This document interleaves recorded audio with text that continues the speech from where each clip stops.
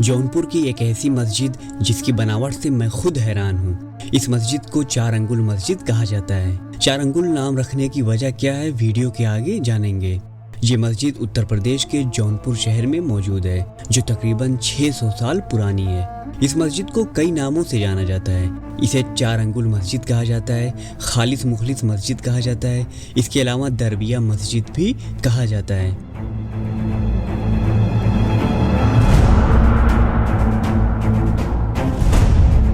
4 अंगुल मस्जिद कहने की वजह ये है, इस मस्जिद की सामने वाली दीवार पर एक छोटा सा टूटा हुआ पत्थर है। वो इतना टूटा है कि उसमें सिर्फ 4 उंगली ही फिट हो सकती है, चाहे आप किसी भी एंगल से फिट करें। यही वजह है कि इस मस्जिद को लोग 4 अंगुल मस्जिद कहते हैं। इसका दूसरा नाम यानी खालिस मुखलिस कहने की वजह यह है कि तकरीबन 1430 ईस्वी में जब उस वक्त शर्की सल्तनत में इब्राहिम शाह शर्की की हुकूमत चल रही थी, उसी वक्त इस मस्जिद को बनाया गया था। और इसको बनाने वाले इब्राहिम शाह शर्की के 2 सेनापति थे, जिनका नाम मलिक खालिस और मलिक मुखलिस था। इन्हीं दोनों के नाम से इस मस्जिद का नाम खालिस मुखलिस पड़ा। इसका तीसरा नाम यानी दरबिया मस्जिद कहने की वजह है, ये मस्जिद जहाँ पे मौजूद है उस मोहल्ले का नाम है पान दरीबा। ये मस्जिद 600 साल पुरानी है। उत्तर प्रदेश के जौनपुर शहर के पान दरीबा मोहल्ले में मौजूद है, जिसकी बनावट जौनपुर की अटाला मस्जिद से मिलती जुलती है। इतिहास में मिलता है कि इस मस्जिद का आधे से ज्यादा हिस्सा टूट चुका है और वो तोड़ने वाला सिकंदर लोदी था। 1479 वो तारीख थी जब शर्की डायनेस्टी का आखिरी वक्त चल रहा था। उसी के बाद लोदी डायनेस्टी की शुरुआत होती है, जिसकी शुरुआत करने वाला होता है बहलोल लोदी। और बहलोल लोदी के बाद ही जौनपुर पर हुकूमत आती है सिकंदर लोदी की। इसी ने अपनी हुकूमत में शर्की सल्तनत में बनाई गई ज्यादातर इमारतों को तोड़ने का हुक्म दिया था, जिसमें से एक खालिस मुखलिस मस्जिद भी है। इस मस्जिद में इतनी बारीकी से रेनोवेशन करवाया गया है कि जिसे गौर से ही देखने पर मालूम होगा। सबसे पहले मस्जिद के अहाते पर नजर डालते हैं। यहाँ की साफ सफाई को देखकर दिल खुश हो जाता है, क्योंकि इंडिया में ज्यादातर ऐतिहासिक चीजों की सही से देखभाल नहीं की जाती है, लेकिन इस मस्जिद के आसपास की सफाई बहुत ही जबरदस्त है। इसके अहाते में कुछ पेड़ भी लगाए गए हैं। अब नजर डालते हैं इस मस्जिद के रेनोवेशन पर। आप इस पिलर को देखें। इस पिलर को देखने के बाद कुछ लोगों का मानना है कि इसे उसी दौर यानी जब मस्जिद बनवाई जा रही थी तभी इसे बनवाया गया था, लेकिन इसे बाद में बनवाया गया है।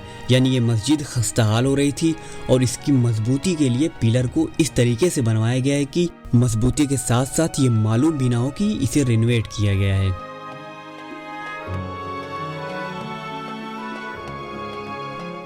अब इस मस्जिद की बनावट पर नजर डालते हैं। शर्की सल्तनत की खूबसूरत बनावट इस मस्जिद पर जाहिर होती है। मस्जिद के ठीक सामने एक बड़ा सा मेहराब नुमा बनवाया गया है और इसके पीछे है 3 गुंबद।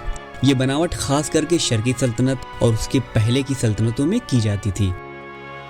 मस्जिद के बाहरी हिस्से में ज्यादा बनावट नहीं देखेंगी, बस वही पत्थर पे पत्थर रख के इस मस्जिद को खड़ा किया गया है। मस्जिद के अंदर ज्यादातर बनावटें आपको देखने को मिल जाएंगी।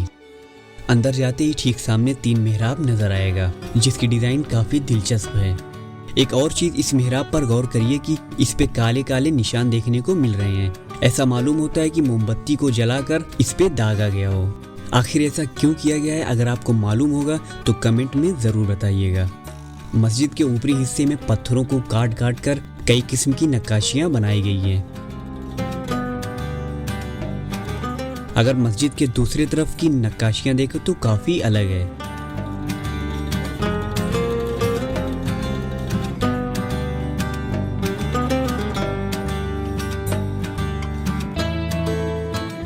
इस पे मोमबत्ती रखने के लिए बनाया जाता था। अब एक बहुत ही कमाल की नक्काशी मैं आपको दिखाने वाला हूँ, जो इसी खालिस मुखलिस मस्जिद की दीवारों पे की गई है। इस पत्थर पे आपको नजर आ रही होगी एक घोड़े की तस्वीर। इसे ना कलम से और ना ही स्केच से बनाया गया है, इसे पत्थर को कट करके बनाया गया है। इसी तरह एक मछली भी बनाई गई है। हमने इसे पहले नहीं देखा था। यहाँ के एक लोकल ने हमसे बताया कि इस मस्जिद की दीवार पर घोड़े और मछली की तस्वीर बनाई गई है, लेकिन समझ नहीं आता कि जानदार चीजों की तस्वीर आखिर इस मस्जिद पे क्यों बनाई गई है। यह है मस्जिद का पिछला हिस्सा, जो सिकंदर लोदी के हमलों से टूट चुका है। आप ऊपर की तरफ 3 गुंबद देख सकते हैं। बीच वाला गुंबद तो सेफ है, लेकिन उसके दोनों तरफ का गुंबद काफ़ी टूट चुका है। वैसे ये मस्जिद ज़्यादा बड़ी तो नहीं है, लेकिन इस मस्जिद की खूबसूरत बनावट अपनी तरफ खींचती है और यही वजह है कि मुझे यहाँ आना पड़ गया।